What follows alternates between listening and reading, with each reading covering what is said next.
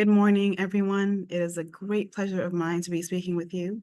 My name is Oluwasooto Ajayi, and I am the Africa lead at Business by Nature.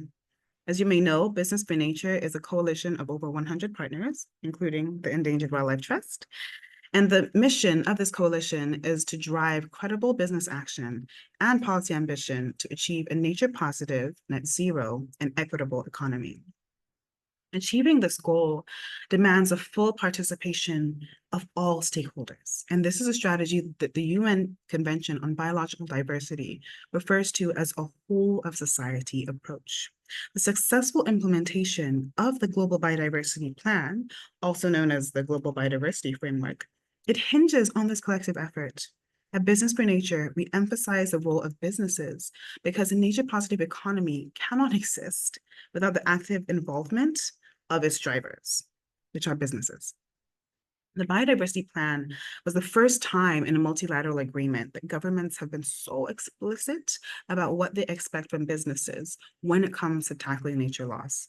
It also recognizes that businesses must play an integral role in protecting, restoring, and sustainably using nature. The unprecedented rate at which we are losing nature presents a significant risk for businesses and livelihoods. For example, the Africa Natural Capital Alliance estimates that about 62% of Africa's GDP is dependent on nature. However, this nature crisis is an opportunity to innovate, to transform, to contribute to being part of the solution and not the problem. And already we are seeing inspiring examples of companies across the world and across Africa that are starting to play their part in reversing nature loss and advancing the sustainable use of biodiversity. However, what we are seeing is that to be able to really incentivize and accelerate action on nature, businesses need the right policy signal and the right policy framework. And so, for example, the government of Kenya has adopted an ambitious reforestation initiative, which aims to plant 15 billion trees by 2032. The aim is to increase forest cover from 12 to 30%. This campaign, known as the National Tree Growing and Restoration Campaign, was launched by the president in December 2022, and it targets environmental goals such as reducing greenhouse gas emissions, reversing deforestation, and restoring millions of hectares of deforested and degraded landscapes. Now, this initiative is going to contribute to several GBF targets, such as Target 2, the restoration of degraded ecosystems, Target 3, conservation of land, water, and seas, and Target 10, which is to enhance biodiversity and sustainability in agriculture, aquaculture, fisheries, and forestry. This initiative has been given the right signal to the private sector to invest in this. And so many companies have been coming behind this. For example, Safaricom, which is a leading technology company, aims to plant 5 million trees by 2025. And they want to rehabilitate 5,000 hectares of degraded forest. Similarly, Equity Bank has launched an ambitious project to plant 35 million trees across Kenya. And to do this, they're going to be partnering with the Kenya Forest Service and local communities. So this shows how a national target is pulling in efforts from the private sector. Seychelles is another great example. So the government has recognized the blue economy as a bedrock of the national economy. And Seychelles is one of the world's leading exporters of tuna and fish products. And this accounts for a substantial portion of the country's export earnings. Therefore, businesses in the fishing industries have been increasingly adopting sustainable fishing practices to ensure that their operations align with the national objective of not depleting fish stocks unsustainably or harming marine ecosystems. Also, businesses in the tourism sector, they are focusing on eco-friendly practices. And this is because tourism is the largest economic sector in the Seychelles. It contributes about quarter to 30% of the GDP. So if there's no biodiversity in the Seychelles, hundreds of people are going to lose their livelihoods and hundreds of businesses will fail. And just the way I'm sharing examples across Africa, I have been using South Africa as an example when I'm speaking to businesses and governments in other parts of Africa. For example, last month, I was attending the CBD's Africa NBSAP dialogues, and this convened dozens of government representatives from across the continent. And I mentioned to these representatives how the South African rooibos industry established the first industry-wide benefits sharing agreement with the Khoi and Sant councils 4 years ago, and how this agreement has distributed a total of 28 million rands to the two councils, recognizing these communities' indigenous knowledge of the rooibos species. Now, this example illustrates Target 13, which is to increase the sharing of benefits from genetic resources, digital sequence information, and traditional knowledge, which we have a lot of in Africa.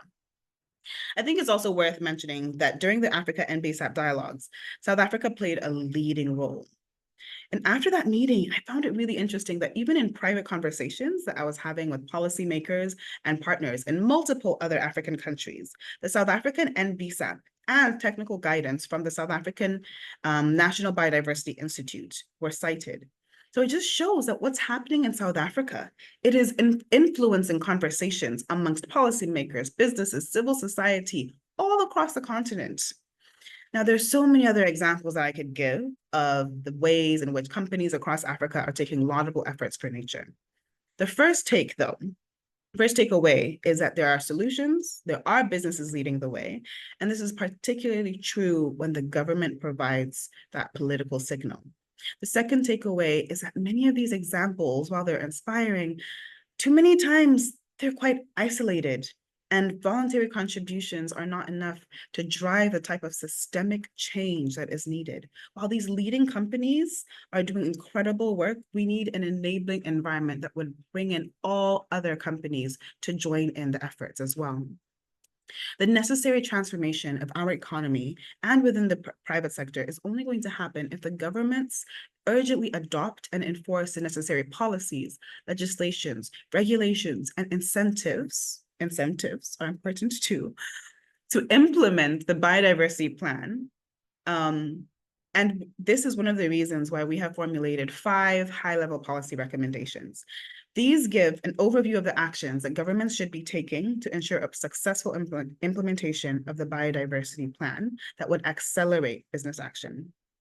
So the 5 recommendations are as follows.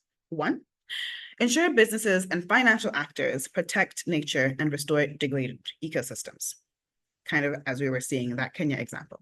2, ensure sustainable resource use and management to reduce negative environmental impacts.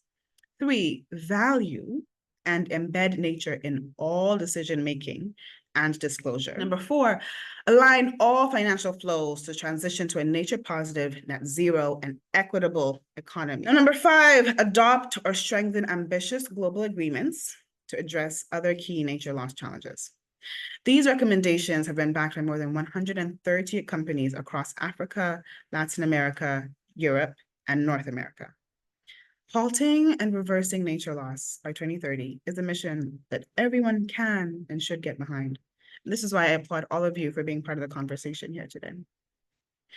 Halting and reversing nature loss by 2030, again, it's only going to be possible if we all work together. So governments, businesses, financial institutions, consumers, civil society, we all need to come together to implement the biodiversity plan. This is only going to be possible if there are wide enough consultation of these stakeholder groups and a clear mandate coming from governments to the business community and other groups as well. Governments need to know, they need to be encouraged that leading businesses, they are willing to advance a nature-positive economy, and in their own way, they are doing so. But these leading businesses, they need to know what are the expectations that government has of them, and not just leading businesses, all businesses. Now, either all of us will get to a nature positive, net zero, and equitable world, or none of us will. And we owe it to ourselves and our children to make sure it is not the latter. So thank you for your time, and I wish you the best with the rest of your discussions.